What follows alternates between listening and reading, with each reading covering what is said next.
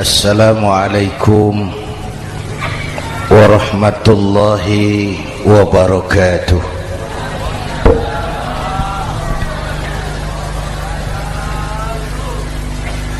Alhamdulillahi wa kafa, wassalatu wassalamu ala Sayyidina Muhammadin al-Mustafa wa ala alihi wa ashabihi ahli sidki wal wafa, amma ba'd. Para ulama, para habaib, para masyayikh yang saya muliakan, yang terhormat Bapak Kapolres dan Bapak Dandim, Sahibul Bait, segenap keluarga besar Pondok Pesantren Raudhatul Muta'allimin Al-Aziziyah, bapak-bapak, ibu-ibu, hadirin hadirat ma'asyiral muslimin yang saya cintai. Saya bersyukur dapat menghadiri haflah Maulidin Nabiil Karim, dan saya bangga dan terharu dengan keberadaan Pondok Pesantren Raudhatul Muta'allimin Al-Aziziyah ini. Sekarang ini banyak orang bisa memberi contoh,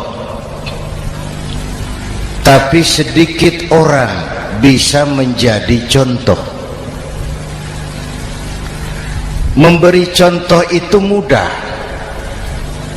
tapi menjadi contoh itu yang sulit. Oleh karena itu, pada kesempatan ini kita ingin mengambil contoh bagaimana Rasul melaksanakan perjuangan. Apa modal utamanya? Saya sampaikan 3 sajalah, mudah-mudahan selesai 10 menit. Yang pertama, modal utama perjuangan baginda Rasul adalah akhlakul karimah. Memperbaiki akhlak dengan akhlak. Oleh karena itu, Suramadu sudah selesai.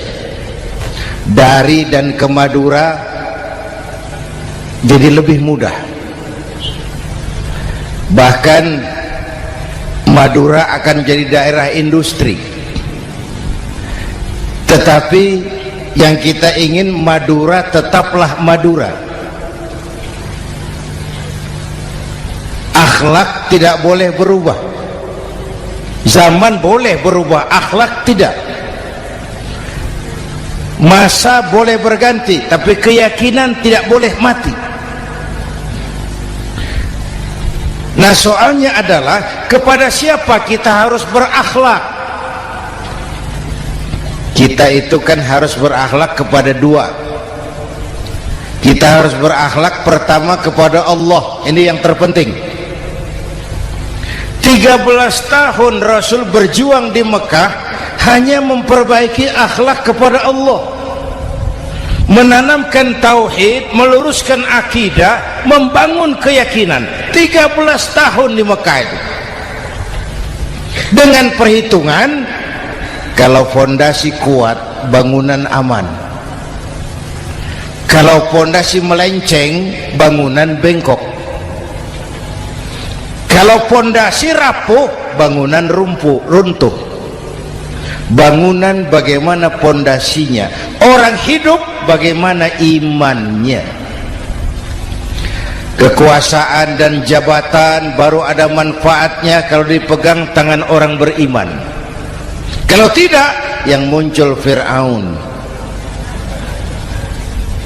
Harta baru terasa manfaatnya kalau dipegang tangan orang beriman. Itulah sebabnya bangsa kita ini bukan cuma perlu orang pintar, kita perlu orang benar. Bahkan di masyarakat lebih baik benar tidak terlalu pintar ketimbang pintar tapi tidak benar.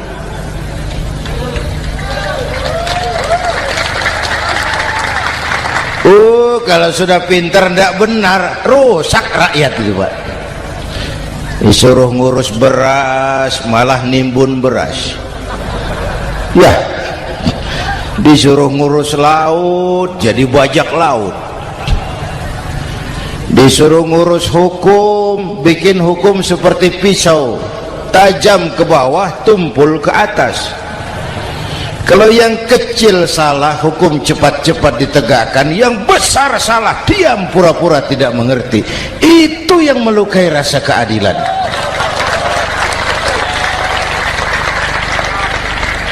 Mulai dari akhlak kepada Allah.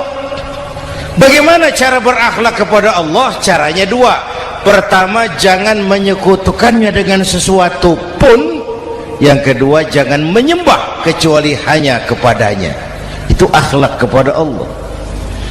Konsisten, disiplin. Saya bersaksi tiada Tuhan selain Allah, maka saya tidak akan menyembah kecuali hanya kepada Allah. Saya tidak akan takut kecuali hanya kepada Allah.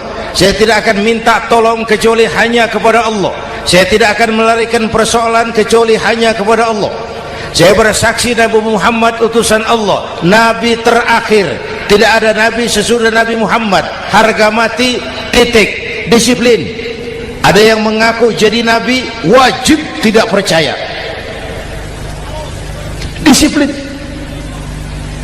Sekarang ini kan bangsa kita disiplinnya lemah. Korupsi agak sulit diberantas karena pejabat kita takut atasan tapi nggak takut Tuhan.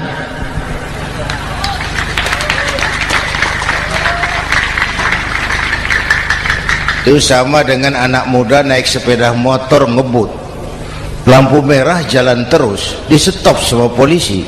Prit, iya Pak. Minggir, siap. SIM ada Pak. SNK ada Pak. Tahu kau lampunya merah? Tahu Pak. Kenapa lewat terus? Saya nggak tahu, ada Bapak. Itu disiplin kita. Tenang bener jawabnya, kayak orang nggak salah itu.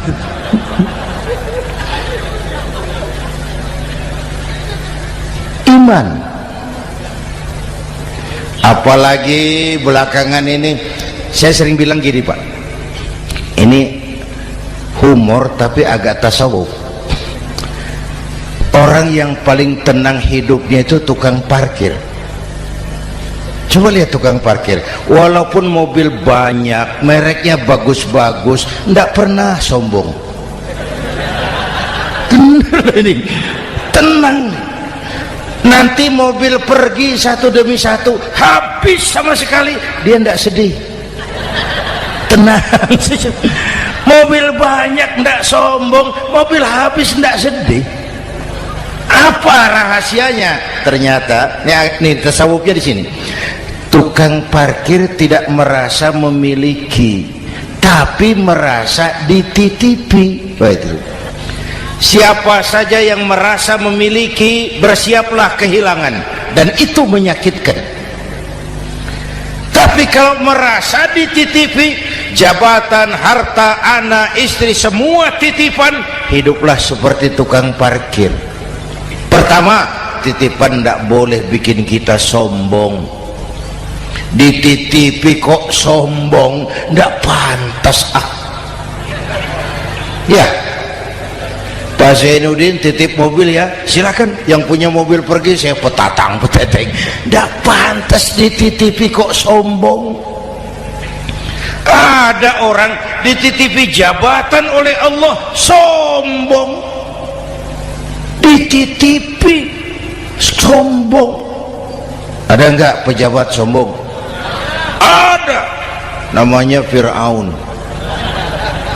Itu pejabat-pejabat sombong anak buah Fir'aun semua.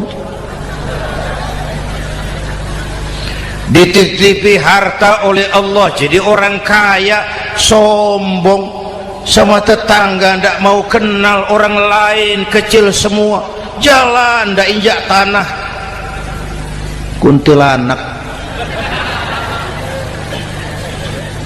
Yang kedua penting, titipan harus dijaga baik-baik. Kalau tidak, yang nitip marah. Yang nitip marah. Pak, titip sepeda motor, silakan. Waktu diambil sepeda motor, kaca spion pecah, knalpot hilang, bemper hancur. Marah enggak yang nitip? Marah. Saya kan titip, kenapa enggak dijaga baik-baik? Dititipi harta oleh Allah jadi orang kaya supaya bangun pesantren, bela yatim, santuni yang lemah. Pelitnya 17 setan. Yang nitip marah. Dititipi jabatan oleh Allah isinya korupsi saja, yang nitip marah. Nah, saya mau kasih lihat sekarang. Allah titip Indonesia. Allah titip Indonesia. Hai rakyat, ini Indonesia, aku titip, kata Allah. Sebentar, ada meja mau naik.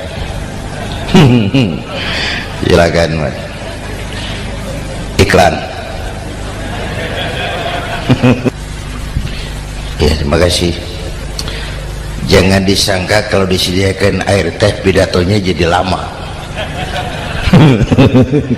Dekorasi ini kok. Sampai mana tadi? Hai rakyat, ini Indonesia, aku titip, kata Allah. Ini negara besar dan kaya.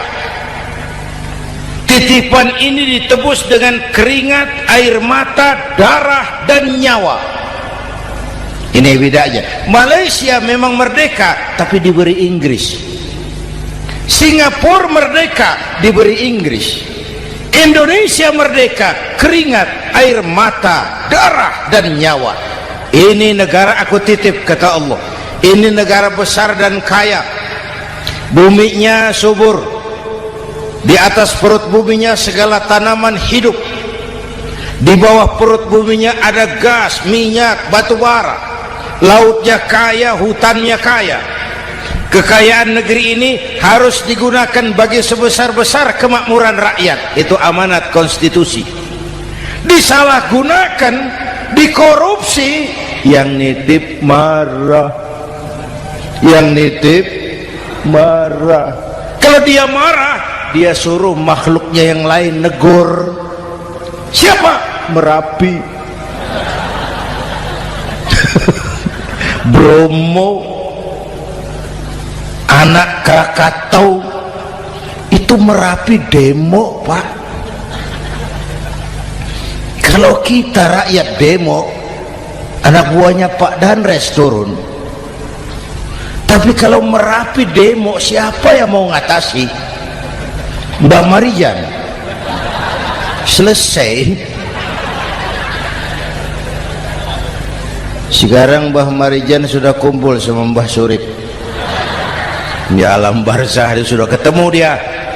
Kata Mbah Surip, tenang Mbah Marijan, tak gendong, aman sudah. Aman sudah. Saya mau bilang Merapi itu makhluk, Krakatau itu makhluk, Bromo itu makhluk. Tidak mungkin makhluk bergerak dengan sendirinya, pastilah ada yang menggerakkan. Maka baik-baiklah sama yang bikin angin supaya bertiupnya sesuai keperluan. Baik-baik dengan yang bikin air supaya datangnya sesuai kebutuhan. Baik-baik sama yang bikin gunung supaya meletusnya pelan-pelan.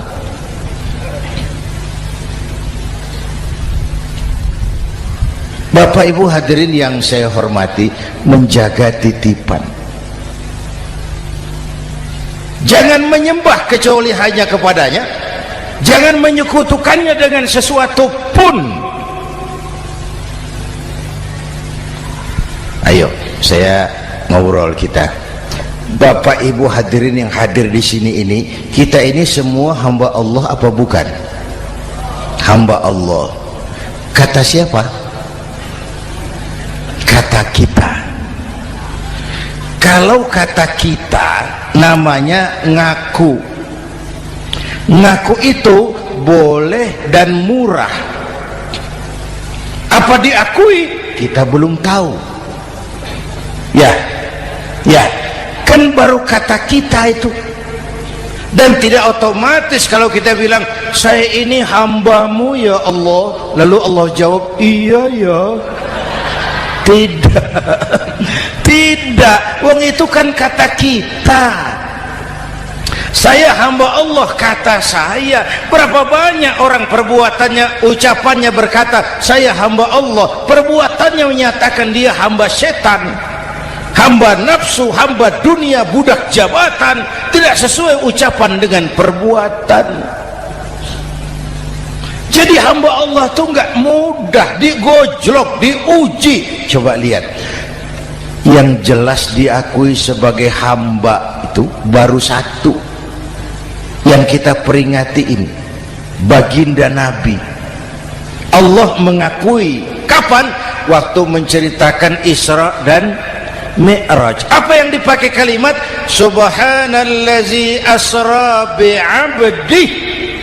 Maha suci Allah yang telah menjalankan hambanya. Hambanya. Muhammad itu hambaku, aku jalankan dia. Allah mengakui. Kapan kalimat ini turun? Setelah Nabi digojlok, ditempa, digembleng, diuji, difitnah, dicaci maki, dilontari kotoran unta, sahabat-sahabatnya dibantai. Lolos, Muhammad betul-betul hambaku. Ayo Isra Muhammad. Subhanallazi asra bi'abdi, hambaku. Jadi kalau mau jadi hamba Allah ya diuji, digojlok, digembleng. Nah, mari kita lihat kehambaan baginda Nabi. Orang yang paling bersih hatinya Rasulullah. Orang yang paling baik akhlaknya Rasulullah. Orang yang dosanya sudah mendapat jaminan ampun Rasulullah. Tapi Rasulullah kalau sholat malam bengkak kakinya karena rajin sujud. Hati bersih, akhlak terbaik, dosa sudah diampuni. Tapi kalau sholat malam kakinya bengkak karena rajin sujud. Saya tahu di sini juga banyak yang kakinya bengkak. Cuma urusannya apa, itu urusan masing-masing. Pada tingkat seperti itu Rasulullah, saya perlu Allah, saya perlu Allah, saya perlu Allah. Yang 100 tahun kita bangun selesai oleh gempa 3 menit. Ya, yang 100 tahun kita bangun ternyata selesai oleh gempa 3 menit. Kita perlu Allah, kita perlu Allah. Makanya musibah itu kan kalau menimpa orang baik-baik namanya ujian. Kalau menimpa orang setengah baik itu paruh-paruh yang bikin malaikat bingung. Sholat rajin, maksiat tekun, baca Quran mau, fitnah orang hobi, ngaji nyolong jalan terus. Untung di sini nggak ada yang begitu. Di Jakarta banyak. Di sini insya Allah sama. Jakarta. Orang separuh-separuh seperti itu kalau dapat musibah itu namanya teguran, bukan ujian. Kenapa ditegur? Lalai. Nah, kalau orang jahat dapat musibah itu namanya persekot. Uang muka tanda jadi. Kontannya nanti di akhirat. Kalau diuji bukan saja harus sabar, tapi harus lulus. Kalau ditegur, introspeksi, perbaiki yang kurang, kurangi yang memang berlebihan. Bertali-tali, bersambung-sambung musibah ini, dan musibah kalau datang tidak pernah memilih, tidak pernah memilih. Bapak Ibu hadirin yang saya muliakan, jadi mari yang pertama jaga akhlak kita kepada Allah. Jangan menyekutukannya dengan sesuatu pun, jangan menyembah kecuali hanya kepadanya. Sekarang kan musim entertain, orang pandai membangun pencitraan, orang pinter bikin bungkusan. Sekarang ini kiai sama dukun tipis bedanya. Bener Pak, pemburu hantu pakai sorban, pakai gamis, nanti kiai pakai helm. Atribut sudah kacau sekarang ini, siapa pakai apa, siapa mau jadi apa, tidak jelas. Sementara masyarakat kita memang agak kutil, kurang teliti, cepat heran, gampang kagum. Pernah terjadi satu saat tabrakan di jalan, keras sekali, korban jatuh berlumur darah, dikerubungi orang banyak. Datang wartawan mau ambil gambar dari dekat, sulit, banyak sekali orang ngerubung. Dia cari akal, tolong saya dikasih jalan ke dekat korban. Orang menoleh semua. Saudara siapa? Saya bapaknya korban, katanya. Dia mengaku bapaknya korban. Ya orang minggir semua, minggir, ada bapaknya korban. Orang minggir semua, dia maju ke depan korban. Sampai di depan korban pucat mukanya itu wartawan. Kenapa? Yang ketabrak anak monyet, Pak. Dia sudah ngaku bapaknya korban.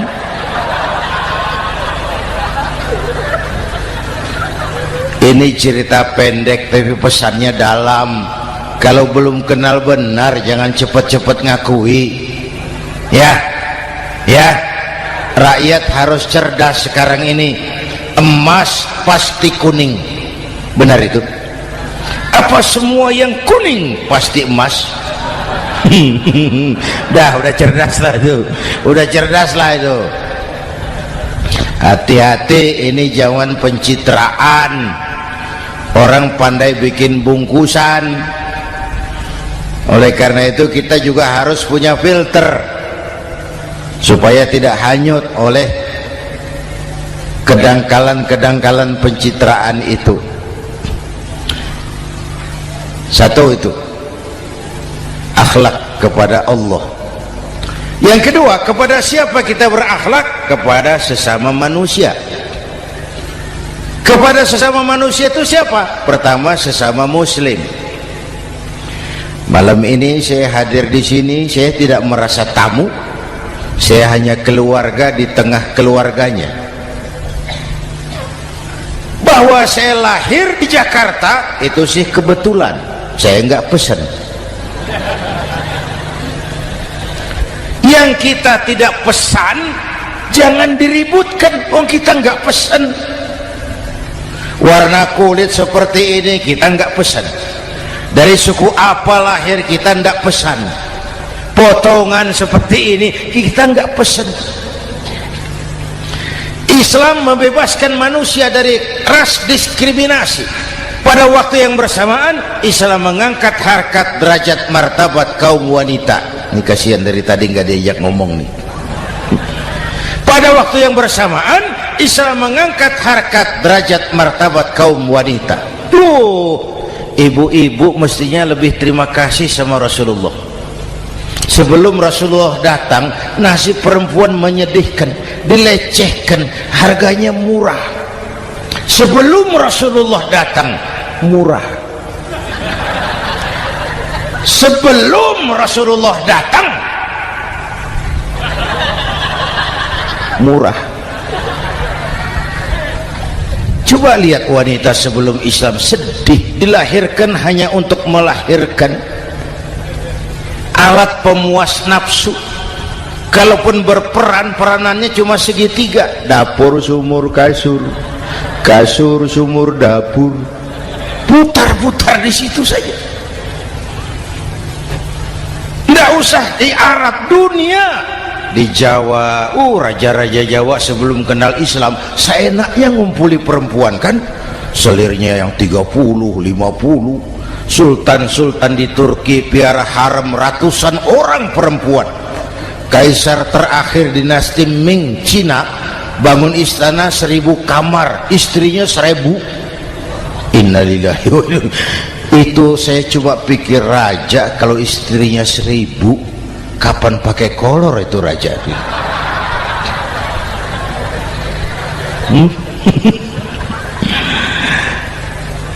Rasulullah datang terenyuh, an-nisa imadul bilad, perempuan jangan diperlakukan begitu, perempuan tiang negara. Kalau baik perempuan, baik negara. Kalau rusak perempuan, hancur negara.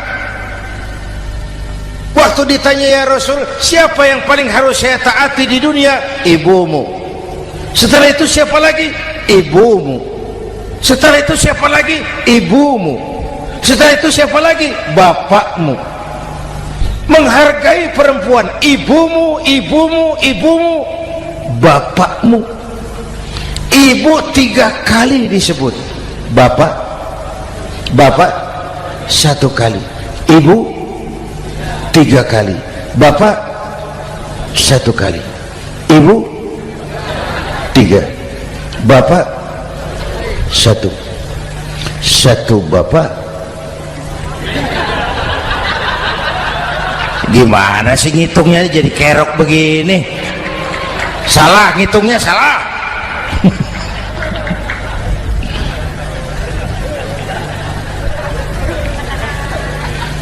Lalu dicairkan kehidupan kemasyarakatan di masjid. Masya Allah, masjid itu pendidikan demokrasi betul. Pertama, siapapun masuk masjid copot sandal, buka sepatu. Benar itu? Ini masyarakat yang mau kita bangun. Tidak ada warga negara kelas 1, semua sama. Lurah masuk masjid buka sepatu, rah. Camat masuk masjid buka sepatu, mat.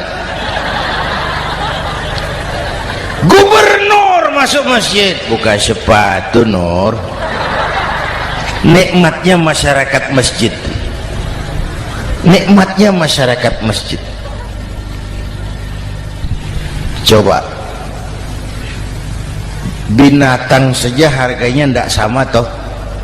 Sapi yang mahal, yang gemuk, betul, karena harga sapi pada dagingnya. Makin gemuk sapi makin mahal harganya. Tapi ada burung perkutut lebih mahal dari sapi, padahal dagingnya sedikit, betul. Kenapa harganya lebih mahal dari sapi? Harga perkutut suaranya.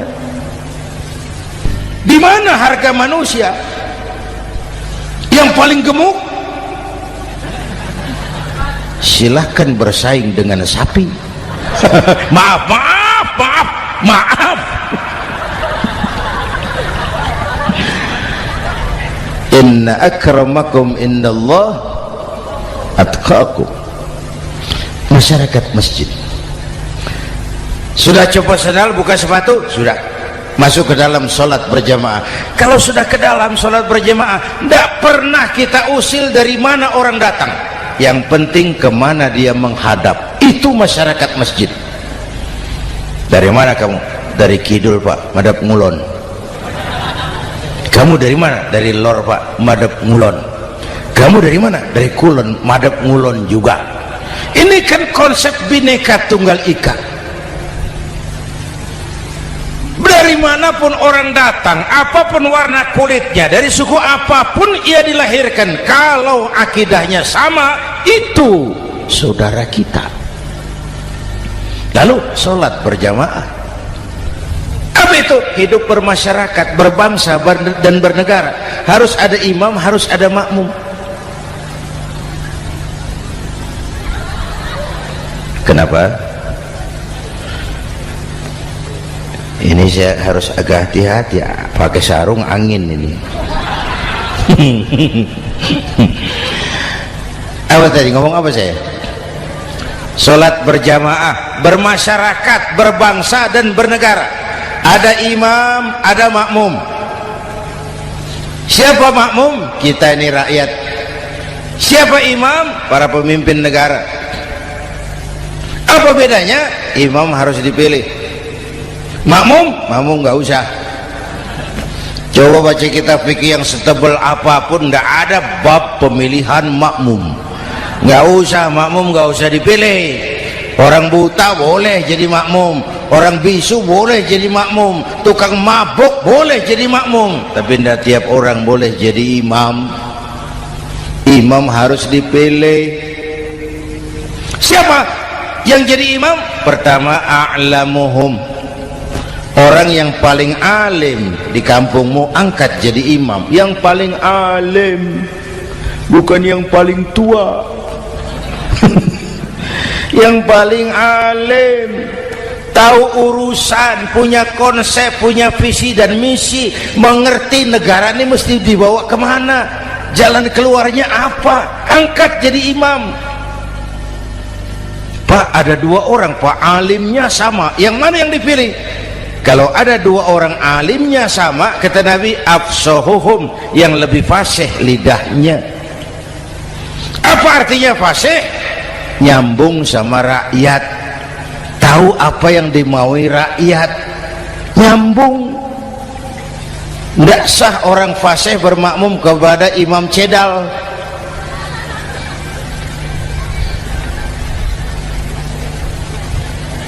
Kenapa Bu? Nyambung. Capek kalau punya imam gak nyambung sama makmum. Makanya kalau sudah jadi imam, pesan Nabi apa? Idza amma ahadukumun nasa falyukhaffif. Kalau kamu jadi imam, ringankan sholat kamu, jangan terlalu panjang. Itu makmum tidak sama kekuatannya.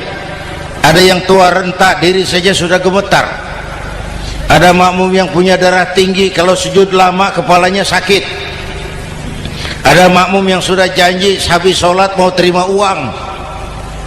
Jangan kalau sudah jadi imam di kota, sholat isya berjamaah, rakaat pertama selesai Fatihah, Yasin, bubar makmum itu.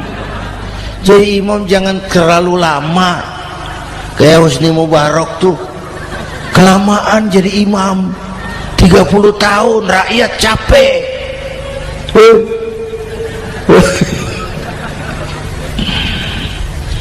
Bapak Ibu hadirin yang saya hormati, nah masyarakat Islam ini loyal, taat, setia. Kapan? Kalau imamnya benar. Imam takbir, makmum takbir, imam ruku', makmum ruku', imam i'tidal, makmum i'tidal, imam sujud, makmum sujud. Tapi masyarakat Islam tidak buta. Imam keliru, makmum wajib menegur. Ya, bagaimana negurnya? Mestinya ruku', imam sujud. Wah, keliru ini. Subhanallah, kan gitu. Itu aturan main. Tidak boleh imam keliru, makmum emosi, main pegang, mam, hoi salah, hoi, kacau sholat.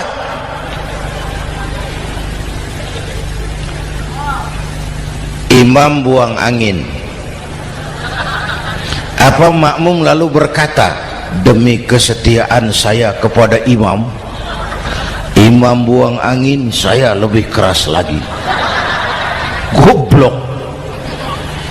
Iyyaka na'budu wa iyyaka nasta'in. Sampai situ imam buang angin, minggir, tidak usah ribut. Yang di belakang satu orang maju ke depan, lanjutkan pekerjaan imam.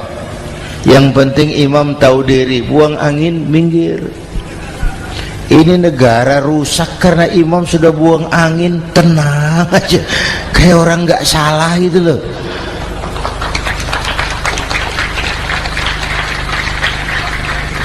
Selesai sholat dikasih tahu, imam tadi buang angin ya sedikit. Apa kalau nggak sedikit lalu nggak rusak sholat itu? Nah, dalam berjaga akhlak kepada sesama, ayo kita jaga kesatuan, persatuan, kerukunan, kekompakan. Ini pesantren Raudhatul Muta'allimin Al-Aziziyah, ini aset kita. Keberadaannya, pengembangannya, kelangsungannya bukan sekedar tanggung jawab pengurusnya, tanggung jawab kita sesuai dengan bidang dan kemampuan masing-masing. Yang punya jabatan bantu dengan wewenangnya, yang punya harta bantu dengan uangnya, yang punya tenaga bantu dengan tenaganya, yang bisa doa bantu dengan doanya, yang tidak bisa apa-apa bantu dengan diam. Diam saja lumayan loh itu membantu. Bapak Ibu hadirin yang saya hormati, saya ingat almarhum Panglima Besar Sudirman pernah bilang, kamu itu kalau mau menang harus kuat, kalau mau kuat harus bersatu, kalau mau bersatu hidupkan semangat silaturahmi. Mau menang harus kuat, mau kuat harus bersatu, mau bersatu hidupkan silaturahmi. Bapak Ibu hadirin, rukun antar umat seagama. Beda pendapat boleh, marah jangan. Kalau di Jakarta kan sekarang lagi musim apa itu wahabi yang bid'ah, sedikit bid'ah itu. Saya sih bilang yang suka tahlil bagus, terusin. Yang nggak suka tahlil nggak apa-apa, tapi jangan mencaci maki yang suka tahlil. Orang yang mabuk masih banyak kok yang tahlil dicaci maki. Kita nih seperti orang kurang kerjaan.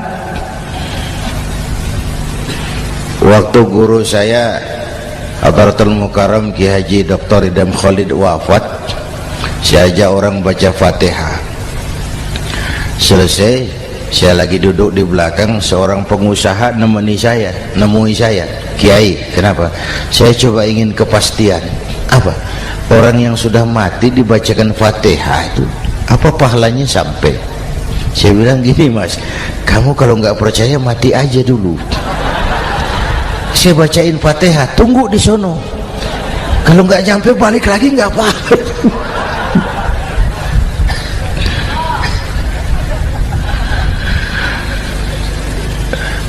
Depan rumah saya itu ada masjid, Pak, pakai beduk seperti itu. Ada teman saya Kiai pakai beduk masjidnya. Iya pakai.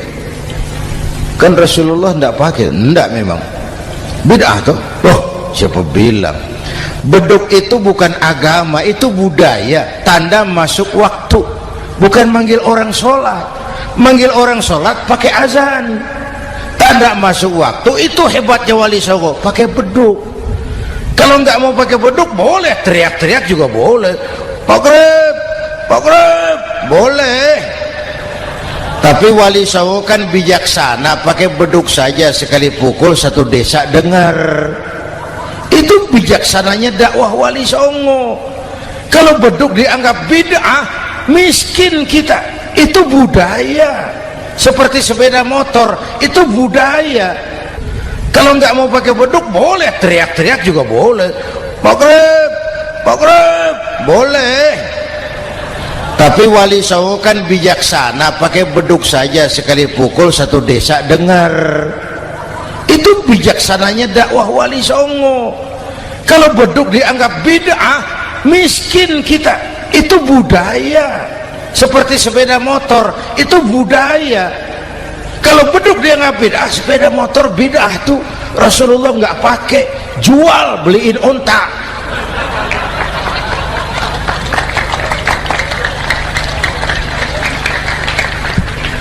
Ayo cari persamaan, jangan memperbesar perbedaan.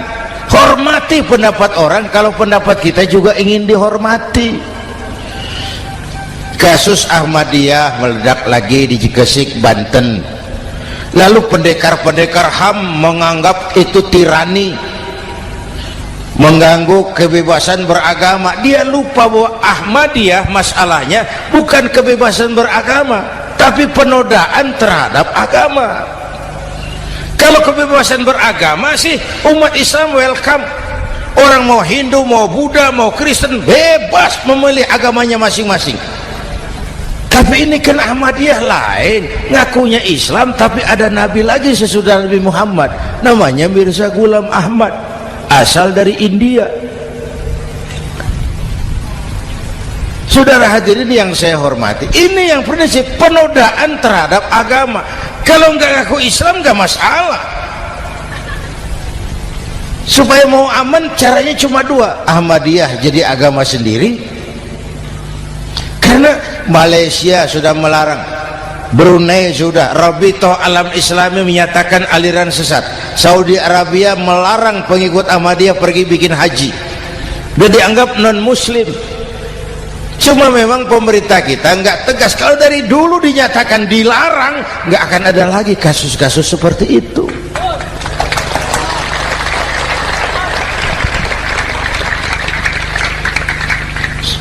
Nah, selain itu kita umat juga harus disiplin. Coba sudah berapa banyak nabi bermunculan di Indonesia. Dan Indonesia ini saya heran, Indonesia ini pasar bagus, Pak. Kalau ada nabi, ada aja pengikutnya, saya heran tuh. Indonesia ini pasar bagus.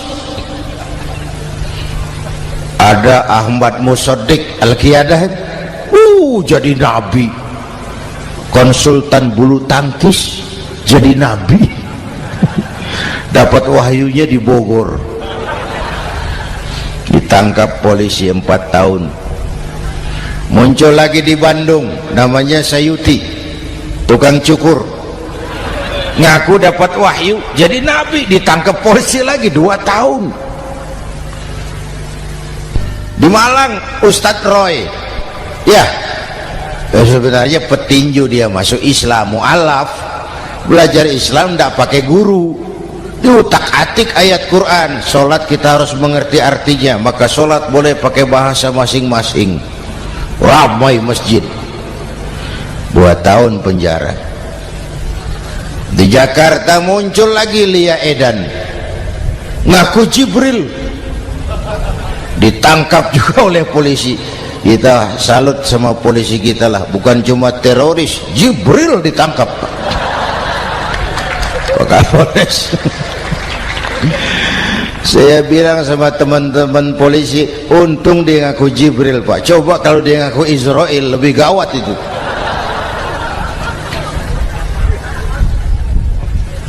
Yang parah, antara Cirebon Losari, dia perbatasan Jawa Tengah Jawa Barat, pernah muncul agama baru namanya agama Jasun, agama Jawa Sunda, agama Jasun Jawa Sunda. Yang jadi nabi Tugimin. La haula wala quwata. Saya bilang ini jangan jadi nabi, jadi kiai juga nggak angker ini. Al Mukarram Bapak Kiai Tugimin, nggak enak. Yang lebih ndak enak selawatannya loh itu. Kalau kita kan tadi nikmat tuh, ya Habibi ya Muhammad, nikmat rasanya tuh.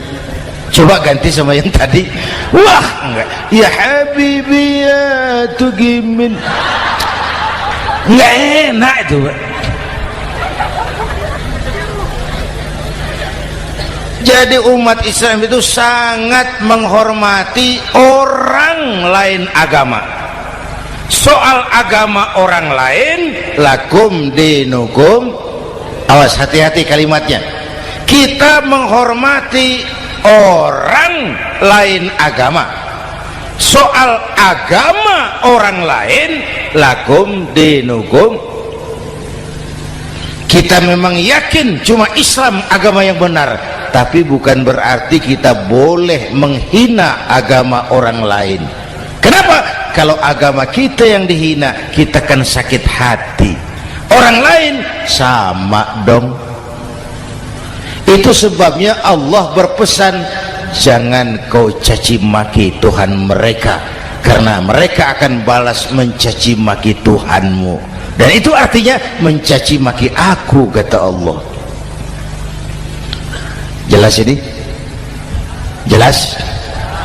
Justru karena umat Islam mayoritas di Indonesia, maka kerukunan antar umat beragama terjaga dengan baik. Oh, kalau umat Islam mau main kasar, mau main kayu, mau main keras, umat Islam ini 85%, yang lain pasti selesai. Saya jamin selesai. Tapi kan tidak. Kita sadar betul ini negara Pancasila. Kita sadar betul bahwa kita harus menghargai orang lain agama, menjaga kerukunan, rukun antar umat beragama. Yang ketiga, rukun antar umat beragama dengan pemerintah. Dulu kiai saya bilang, sultanun zulum khairum min fitnatin tadum. Pemerintah yang jelek pun sebenarnya masih lebih lumayan ketimbang tidak ada pemerintahan. Kalau itu ukurannya. Coba umpama nanti Pak SBY sudah terlalu pusing, lalu pengumuman jam 000, seluruh rakyat Republik Indonesia saya umumkan mulai malam ini tepat jam 000 pemerintah bubar. Ayo bayangkan seperti apa kita tanpa pemerintah. Hukum rimba, yang kuat menekan yang lemah, yang kaya merampok yang miskin. Rumah saudara dirampok, lapor ke polisi, kata Kapolres, maaf polisi baru bubar. Hak asasi diinjak-injak, lapor ke pengadilan, pengadilan bubar. Masih ada pemerintah saja yang kuat suka menekan yang lemah, apalagi kalau tidak ada pemerintah. Karena itu ulama dan umarok dua pilar utama. Kalau kuat keduanya, kuatlah masyarakat. Kalau rapuh keduanya, maka rapuhlah juga masyarakat. Bapak Ibu hadirin yang saya hormati, ini yang kedua, kita harus berakhlak kepada sesama. Yang ketiga, kepada siapa? Kenapa? Iya, saya cuma lihat jam. Yang ketiga, kepada siapa kita harus berakhlak? Kita ini harus berakhlak kepada makhluk Allah yang lain di luar manusia. Kepada air kita harus berakhlak loh Pak. Saya dulu remaja ngaji fikih, kiai ngajar makruh buang air kecil di tanah yang berlubang. Saya protes, kenapa makruh kiai? Pertama, untuk kesehatan. Siapa tahu di lubang yang kau kencingi ada gas beracun. Kalau tidak kiai, kalau tidak maka artinya kau harus melindungi binatang yang ada di dalam lubang. Siapa tahu di lubang yang kamu kencingi ada semut sedang rapat membahas masalah Mesir. Apa dosanya lalu mati dikencingi? Ini namanya rahmatan li semut. Bapak Ibu hadirin yang saya hormati, ada hadis sederhana, fa iza zabahtum fa ahsinu zibhata. Kalau kamu menyembelih hewan, sembelihlah dengan cara yang terbaik. Jangan nyembelih ayam pakai pisau tumpul, itu namanya tidak berperi kebinatangan. Kepada ayam kita berakhlak, kepada pohon kita berakhlak, kepada air kita berakhlak. Kenapa sekarang alam tidak seramah dulu? Karena kita juga tidak ramah kepada alam. Kenapa sering terjadi banjir? Karena tempat air kita kurangi. Dia bingung mau ke mana. Air nggak punya tempat. Akhirnya masuk ke rumah kita juga. Masuk dalam zuharul fasadu bil barri wal bahri bima kasabat aydin nas. Karena kita tidak berakhlak kepada lingkungan. Bapak Ibu hadirin yang saya hormati, jadi itu yang pertama, modal utama perjuangannya akhlakul karimah. Mau sukses, utamakan akhlak. Industrialisasi boleh terjadi di Madura, jalan berhotmik licin, oke, listrik masuk desa, alhamdulillah, tapi akhlak jangan berubah, akidah jangan goyah.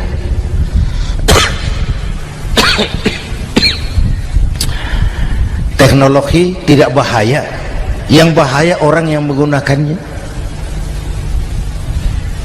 Wayang itu yang namanya cepot itu bisa selawat badar kalau yang megang Anom Suroto.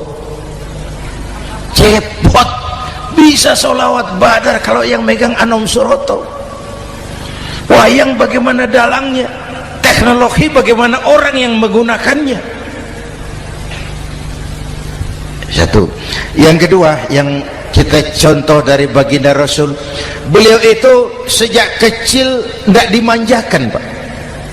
Lahir ke dunia tidak sempat melihat wajah bapak. Umur 6 tahun ditinggal ibu. Umur 9 tahun ngembala kambing, berniaga ke Syam. Syam itu Syria sekarang. Umur 9 tahun bisnis lintas negara dari Saudi ke Syria.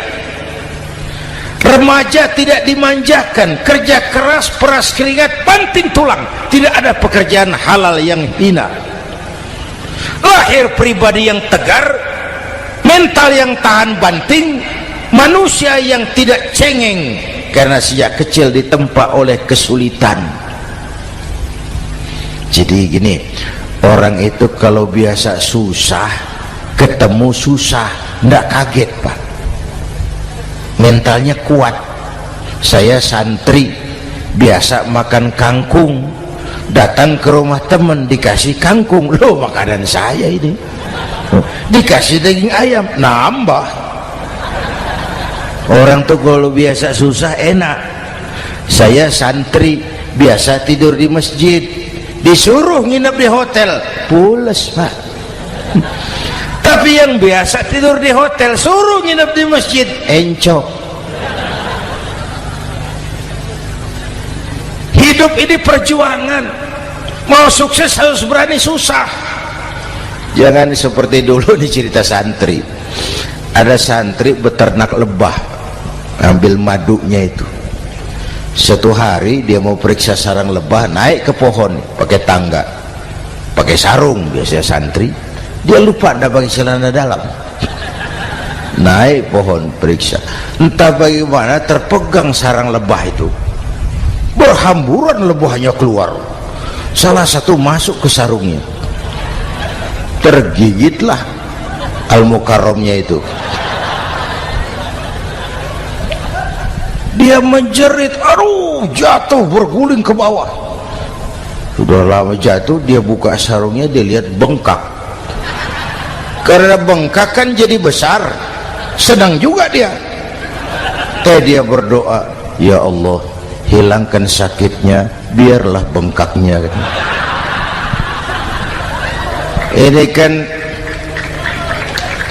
Ini doa orang nggak konsekuen.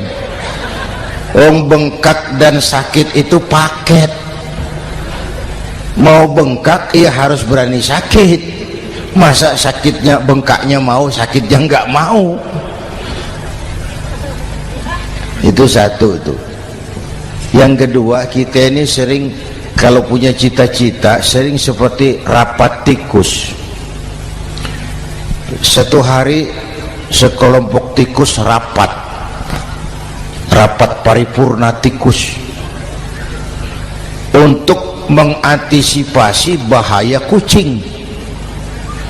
Bagaimana supaya kucing itu jangan lagi mengganggu kita?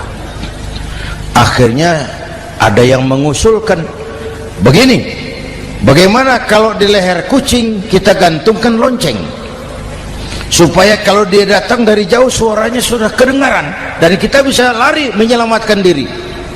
Wah, cerdas dia. Setuju, setuju semua. Setuju, bagus. Nah, oke.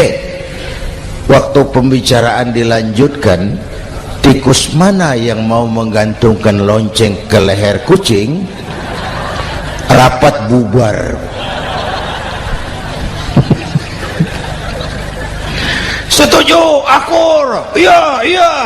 Waktu kerja selesai. Bapak Ibu hadirin yang saya hormati, terutama anak-anak saya, para santri, remaja, pemuda. Hidup ini persaingan. Bapakmu tamat SD, nak kau sarjana. Bapakmu cuma jadi RT, nak kau camat. Bapakmu tukang tabal ban, kau harus punya pabrik ban. Anak saya pertama dulu saya titip mondok di Tebu Ireng. Tahun pertama pulang saya kontrol, sini kau, apa hasilmu setahun di pesantren? Saya sodorkan, dia sodorkan saya sebuah piagam penghargaan juara lomba pidato di pondoknya. Saya heran, ini anak di rumah jarang ngomong, kok bisa jadi juara pidato? Saya tanya, kamu bisa pidato, apa yang dipidatoin? Dia bilang, kan kaset ayah dihafalin gitu. Ya saya ketawa juga, waktu itu dia masih anak-anak. Baiklah, baiklah, tapi apa cita-citamu? Saya kepengen seperti ayah. Wah, kau ini salah. Kalau aku ayahmu di matamu menurutmu hebat, mestinya kau 10, 100, 1000 kali lebih hebat dari orang-orang yang kau anggap hebat, karena tantanganmu akan lebih berat dari tantangan yang aku hadapi sekarang. Kalau kau sama dengan aku, kau ditinggalkan zaman karena kau tidak mampu menjawab tantangan zamanmu. Bapak Ibu hadirin yang saya hormati, persaingan tajam, tantangan makin berat. Oleh karena itu diperlukan semangat yang dicontohkan Nabi. Kerja keras, peras keringat, banting tulang, tidak ada pekerjaan halal yang hina. Sejak kecil ditempa oleh kesulitan. Asal jangan seperti saya tadi ngobrol sama teman-teman, sekarang ini di negara kita banyak politisi miskin negarawan. Pejabat-pejabat kadang-kadang kalau ngelihat rakyat tuh komentarnya nggak berpihak kepada rakyat. Saya ingat waktu Mentawai dihantam gempa, Nias hancur, infrastruktur hancur, rumah rakyat luluh lantak. Ketua DPR Pak Marzuki Ali bilang, bagaimana itu rakyat? Ya itu resikonya punya rumah di pinggir laut. Waduh, ini bukan komentar pemimpin, rakyat lagi susah kok dibilang kayak gitu. Saya prihatin dengan ucapan kayak gitu. Waktu cabai 100.000, di sini berapa sekarang? Sama ya. Waktu cabai mahal, ada pejabat bilang, rakyat suruh nanam cabai aja di halaman rumahnya. Ini kan nggak solutif dan nggak cerdas. Cabai naik, rakyat suruh nanam cabai. Nanti beras naik, rakyat suruh nanam padi. Yang saya khawatir kalau telur mahal, apa rakyat suruh betelur gitu? Ini kan nggak cerdas dan nggak solutif. Bapak Ibu hadirin yang saya hormati, apalagi tadi sudah saya bilang di awal, kita ini bangsa yang ditempa oleh kesulitan. Mau merdeka saja dengan keringat, air mata, darah dan nyawa. Kita tidak boleh cengeng menghadapi kesulitan ini. Tegar, tahan uji, tahan banting, dan seterusnya. Itu hal yang kedua. Yang ketiga, terakhir, Rasulullah itu sosok yang ibadahnya luar biasa. Tadi sudah saya jelaskan sebagian. Ibadahnya luar biasa. Ayo kita bantu keamanan negeri kita ini. Dengan apa? Istighfar. Wa ma kana Allahu mu'adzibahum wa hum yastaghfirun. Allah tidak akan turunkan bencana selagi di tengah mereka masih banyak orang-orang yang istighfar. Rasulullah yang dosanya sudah diampuni sehari 100 kali istighfar. Ayo kita ngobrol ini. Pak, saya ini Zainuddin ini, kalau mengharap masuk surga dengan amal yang saya kerjakan sendiri, rasa-rasanya tipis harapan. Bener. Sholat saya berapa banyak saya tahu, sedekah saya berapa duit saya tahu, dosa saya berapa banyak saya tahu.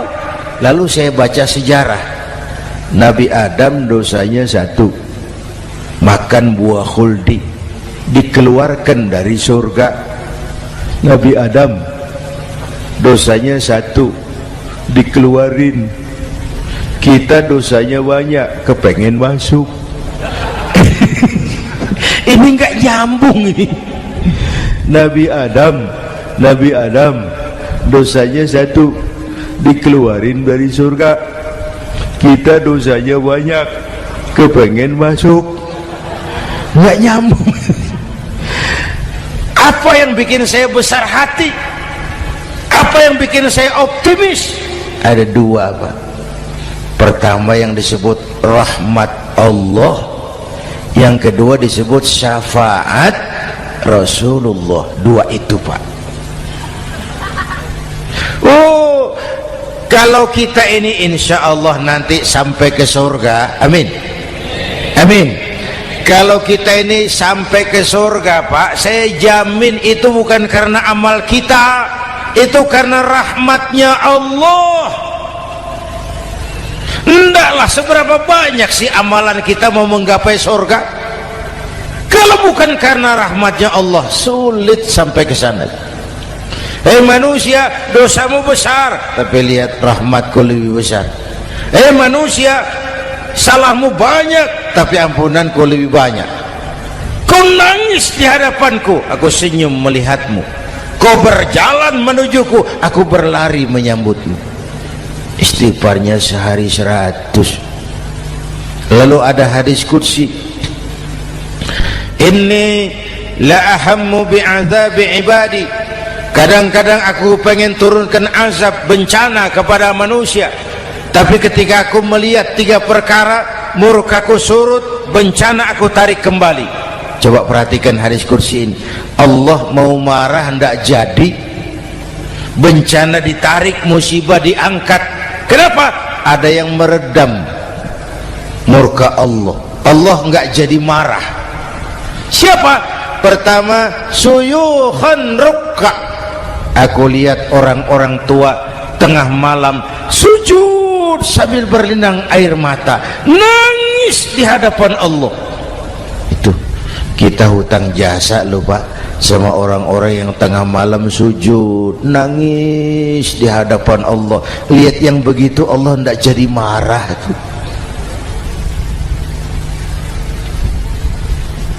Saya tahu nih bapak-bapak nih, ibu-ibu kan suaminya sering bangun tengah malam ya Bu, kencing. Bikin bingung malaikat. Sudah mau ditulis tahajud, kencing doang. Kata malaikat, sialan, hampir salah tulis.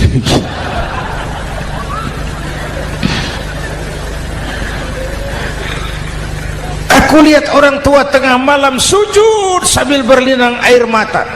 Lalu aku lihat bayi-bayi tanpa dosa masih menyusu, sibyanan rudda. Bayi-bayi tanpa dosa masih menyusu, suci bersih, belum ternoda. Wa bahaiman rutta.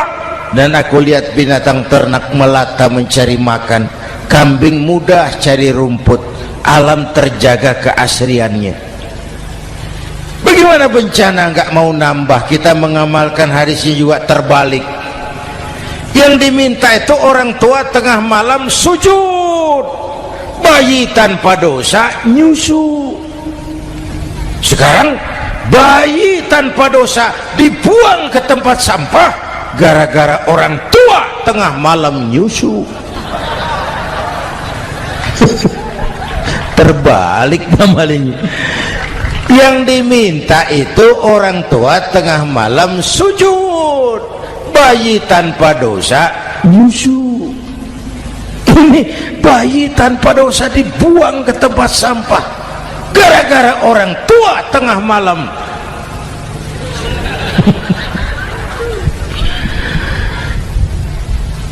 Bapak Ibu hadirin yang saya hormati, rahmat Allah kita perlu.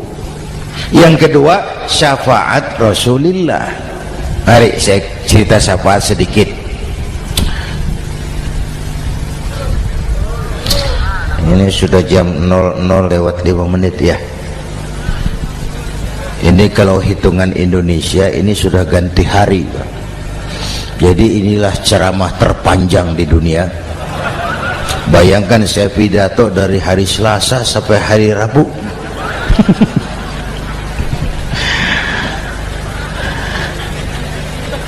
Syafaat. Ya saya singkat ceritanya. Nanti itu Pak, setelah alam ini hancur sehancur-hancurnya, bumi gempa, gunung meletus, air laut tumpah ke darat, halilintar menyambar, planet-planet bertabrakan, semua yang hidup mati bareng tanpa persiapan, termasuk malaikat mati. Yang tinggal cuma Allah sendirian. Yang lain hancur semua, tinggal Allah sendirian. Allah patroli, berseru-seru, limanil mulkul yaum, ahai, siapa penguasa hari ini? Mana Fir'aun yang ngaku Tuhan? Nongol kalau memang Tuhan. Mana Abrahat, mana Namrus, mana itu Benito Mussolini, mana itu Adolf Hitler, mana itu Hosni Mubarak? Penguasa-penguasa yang ngaku berkuasa, nol kalau memang penguasa. Gak ada yang jawab Pak, semua sudah rebah. Allah lalu berkata, la ilaha illa ana. Ternyata tidak ada Tuhan lain selain aku. Allah sombong waktu itu. Kalau Allah sombong itu pantas. Hadis qudsi mengajarkan al-kibriya'u libasi, sombong itu pakaianku, kata Allah. Cuma aku yang pantas pakai. Kamu manusia nggak pantas pakai pakaianku, kebesaran. Pakaian Allah mau dipakai, sombong itu pakaian Allah, cuma Allah yang pantas pakai.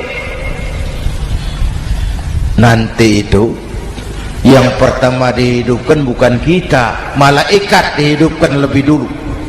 Tiupan pertama, malaikat hidup semua, diatur panitia akhirat. Yang nyambut tamu siapa, yang pimpin marawis siapa, Malik siap, sediakan neraka.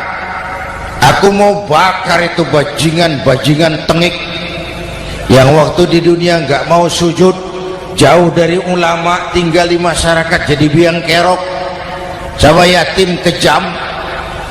Sediakan neraka. Baik Ridwan, iya, sediakan surga. Aku mau balas hamba-hambaku yang waktu di dunia rajin sujud, dekat dan cinta kepada ulama, santun kepada yatim, suka menolong orang yang memerlukan pertolongan. Baik Jibril, Mikail, iya, ke surga. Untuk apa ya Rabb?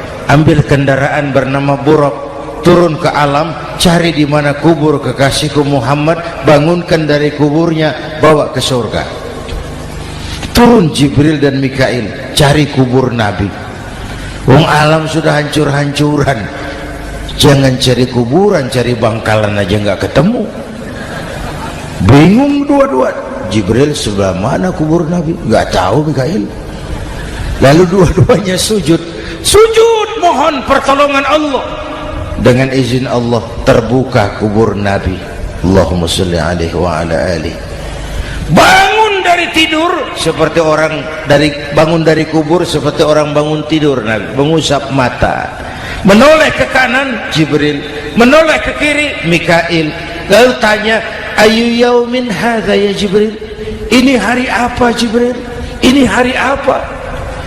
Hadza ma wa'ada ar-Rahman. Ini hari yang dijanjikan Allah Muhammad. Ini kiamat.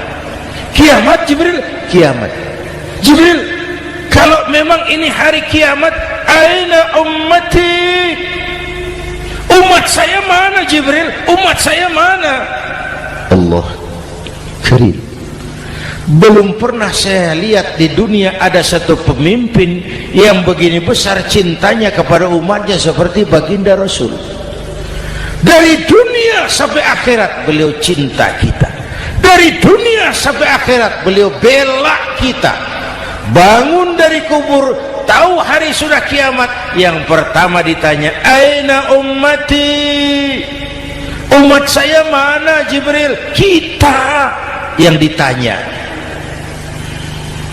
Kalau saya yang pertama dibangkitkan dari kubur, lain pertanyaannya. Ini hari apa Jibril? Kiamat Zainuddin. Oh, bini saya mana Jibril?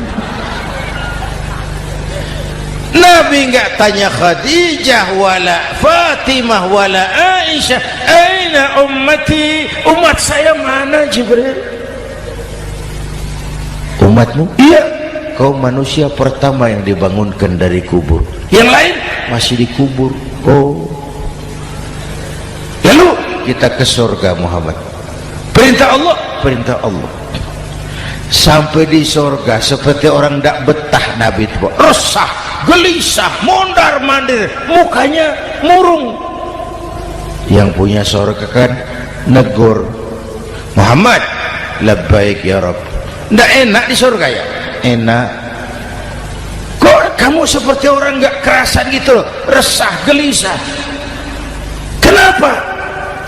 Saya teringat umat saya ya Allah.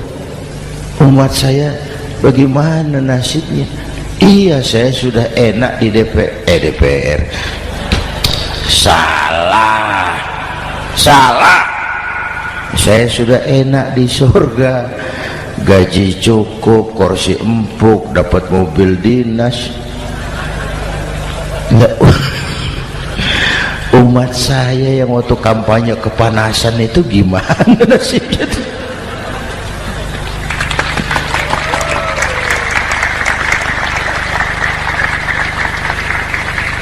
Makanya dulu di Senayan, di depan kantor DPR tuh banyak tukang kaca jualan di situ.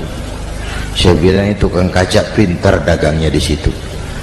Pas, maksudnya supaya yang mau berkantor di situ ngaca dulu. Ya, wakil lurah pasti tidak lebih tinggi dari lurahnya. Wakil camat tidak lebih tinggi dari camatnya.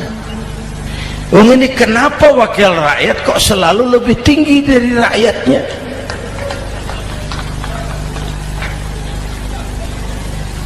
Kan yang memberikan mandat kita rakyat. Kemerdekaan bertujuan mengantarkan rakyat ke gerbang kesejahteraan. Lalu rakyat mempercayai tugas itu kepada pemerintah dan wakilnya di DPR. Saya percayakan kamu mengantarkan rakyat ke gerbang kesejahteraan. Itu amanat Undang-Undang Dasar. Biasanya yang diantarkan sampainya lebih dulu biasanya. Yang diantar sampai lebih dulu, yang mengantar nyusul, namanya ngantar belakangan.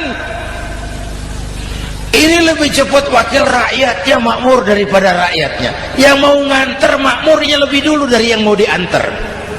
Yang diantar kelelerahan di jalanan, yang mengantar udah sampai.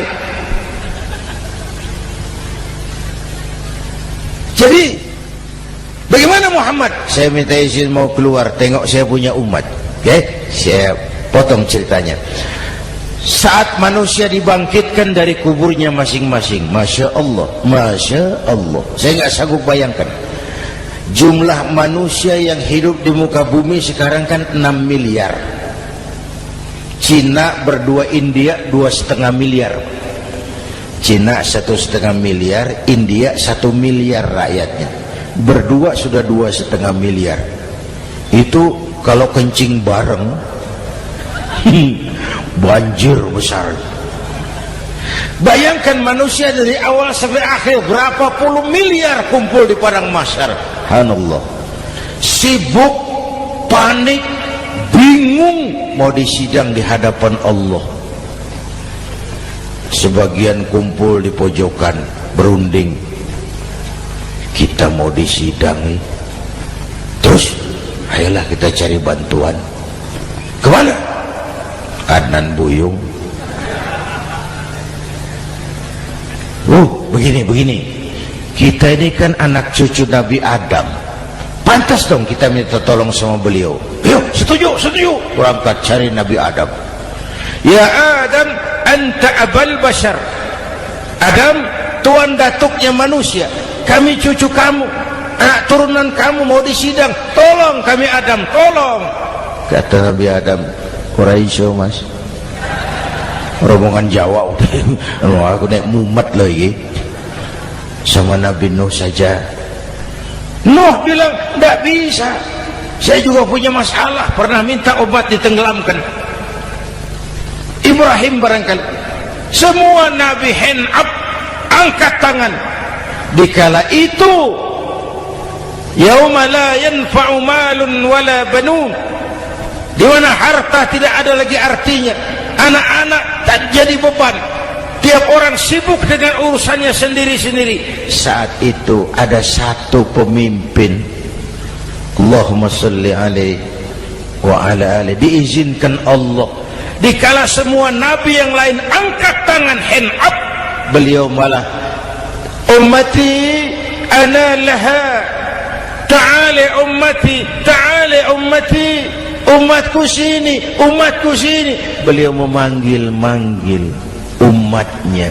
Yang bagaimana yang dipanggil? Ada hadis, inna ummati yatuna yaumal qiyamah ghurran muhajjalin min atharil wudu.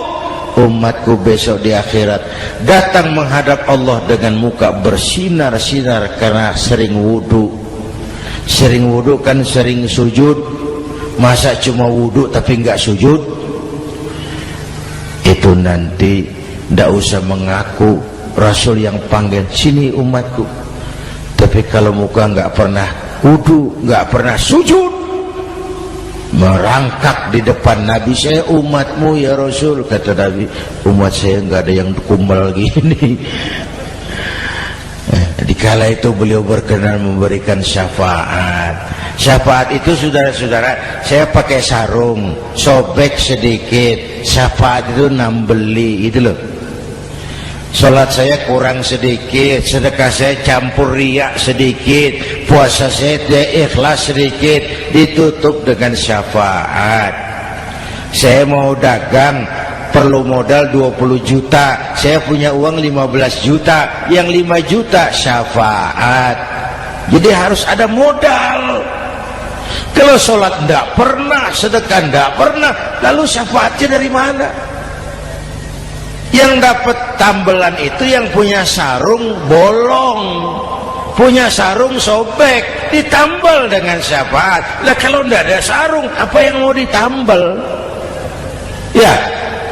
Nah, mudah-mudahan kita semua mendapat rahmat Allah dan mendapat syafaatnya Rasulullah Sallallahu Alaihi Wasallam.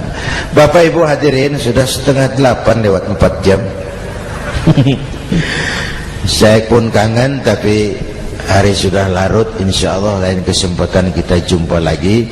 Terima kasih kepada Al-Mukarramun, para ulama, para habaib, pengasuh pesantren Raudhatul Muta'allimin Al-Aziziyah, dan semua yang hadir. Mudah-mudahan yang saya sampaikan ada manfaatnya. Usikum